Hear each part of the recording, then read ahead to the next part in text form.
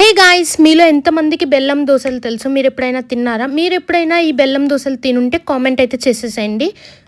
ఈ వీడియోలో బెల్లం దోశలు ఎలా చేసుకోవాలో చూద్దాము. ఫస్ట్ అయితే మనకి కావాల్సినంత బెల్లం తీసుకొని కొంచెం వాటర్ వేసుకొని బెల్లాన్ని అయితే కరిగించుకోవాలి. బెల్లం క్వాంటిటీ వచ్చేసరికి మీరు తీసుకునే పిండికి సరిపడినంత తీసుకోండి.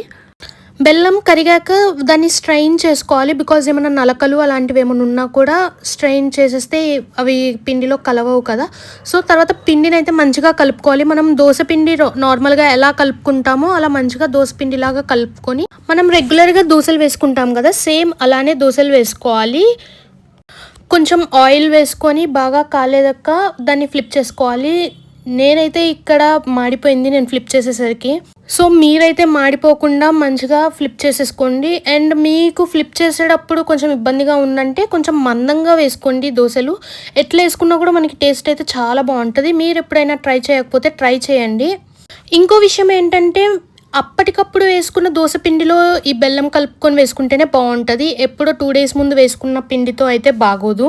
ఇలాంటి మరిన్ని వీడియోస్ కోసం మన ఛానల్ అయితే సబ్స్క్రైబ్ చేసుకోండి. Okay, bye.